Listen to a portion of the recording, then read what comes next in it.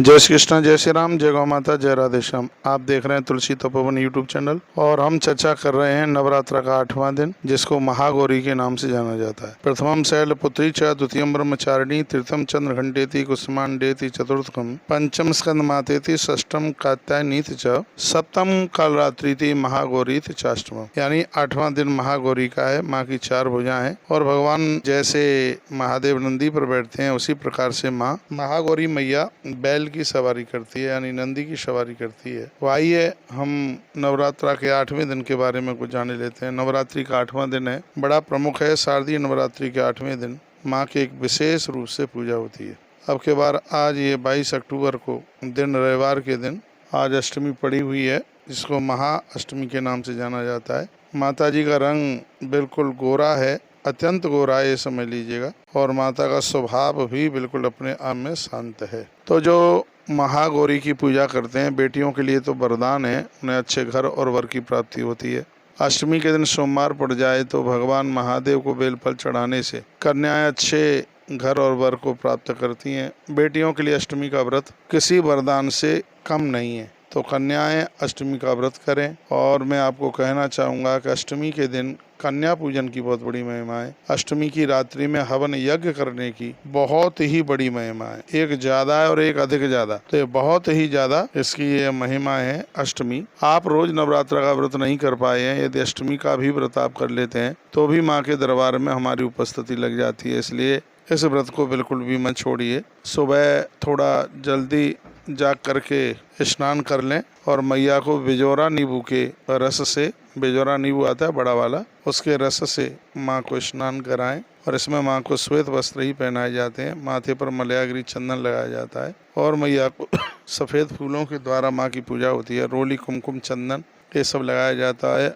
और इसमें भोग में 3 चीज़ें प्रमुख होती हैं, एक है पंचमेवा और एक है हलवा और एक है चना। इसका विशेष रूप से भोग लगाया जाता है। पंचमेवा, हलवा और चना, इसका भोग लगाया जाता है। अष्टमी के दिन बेटियों का पूजन बहुत ही ज़्यादा विशेष होता है। और मैं कहूँगा कि अपने घर पर बेटी नहीं है तो बाहर से बेटियों को लेकर के आइए और बेटियों को भोजन कराइए। इससे माँ अति प्रसन्न होती है बहुत ज़्यादा। श्वेत वृषे समारूढ़ाम श्वेतांबरधरा शुचि, महागौरी शुभम दद्यान, महादेव प्रमोददा। माँ दुर्गा का 8वां स्वरूप महागौरी के रूप में है और माँ बहुत ही शीघ्र प्रसन्न हो जाने वाली देवी है। बिल्कुल देर लगाने वाली नहीं है, शीघ्र प्रसन्नता से भर जाती है, ऐसी ये माँ है। माता को ज्वाला के नाम से जानते हैं, ऐश्वर्या के नाम से जानते हैं, ऐश्वर्या प्रदानी के नाम से जानते हैं।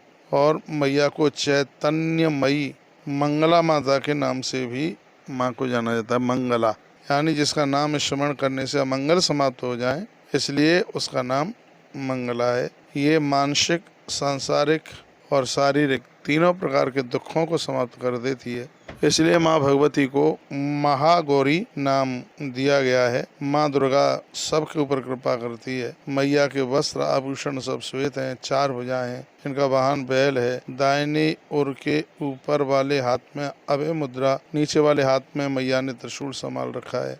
एक हाथ में मैया डमरू लिए हुए है और एक हाथ वरदान देने वाली मुद्रा में है माँ का। आदिशक्ति माँ दुर्गा, जिसको हम 8वें दिन पूजा करते हैं, ग्रंथ कहते हैं कि संपूर्ण घर के दोष हैं माँ के पूजन करने से समाप्त हो जाते हैं। 8वें दिन नवरात्रा में माँ की पूजा करने से पति पत्नी में बहुत ज्यादा सुख बढ़ता है, व्यापार चलता है, घर में हर प्रकार की समृद्धि होती है। मनुष्य को चाहिए कि माँ की कृपा जो चाहते हैं वो अष्टमी का व्रत जरूर करें, तो माँ बहुत कृपा करेगी, असंभव कार्य भी संभव हो जाएंगे। मनुष्य की जो वृत्तियों को सत्य की ओर ले जाना और आसुरी स्वभाव को समाप्त करना, ये माता 8वें दिन की माँ, जिसका नाम है माँ गौरी, माँ गौरी की ये कृपा है। मैं फिर कहूँगा अष्टमी के दिन कन्याओं का पूजन करने का विधान है, उसके तत्पश्चात ही प्रसाद आप लें। हो सकता है कि 10वीं को भी आप प्रसाद लें, तो उसका बड़ा महात्म्य है। धन वैभव सब प्रकार की सुख संपदा, ये सब माता महागौरी की कृपा से यह प्राप्त हो जाती है। पूजा की सामग्रियों के बारे में मैंने बता दी। एक बात मैं और आपको निवेदन करना चाहूँगा, यदि आपसे बन जाए तो 9 कन्याओं का पूजन आप जरूर कीजिए। 9 नहीं बनती हैं तो 5, 3, 7, नहीं तो 1 कन्या का पूजन अवश्य में कीजिएगा।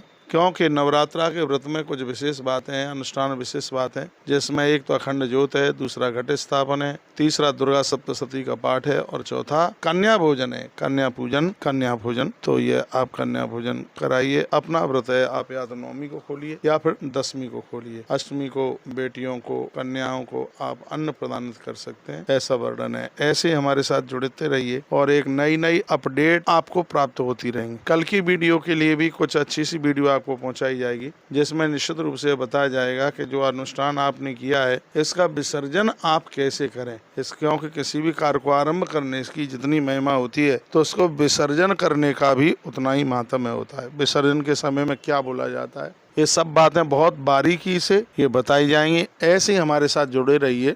चैनल को सब्सक्राइब करना ना भूलें, वीडियो को आगे शेयर करना ना भूलें। बहुत बहुत धन्यवाद। जय श्री कृष्ण, जय श्री राम, जय गौ माता, जय राधे श्याम। बोलिए जगदम्बे मैया की जय हो।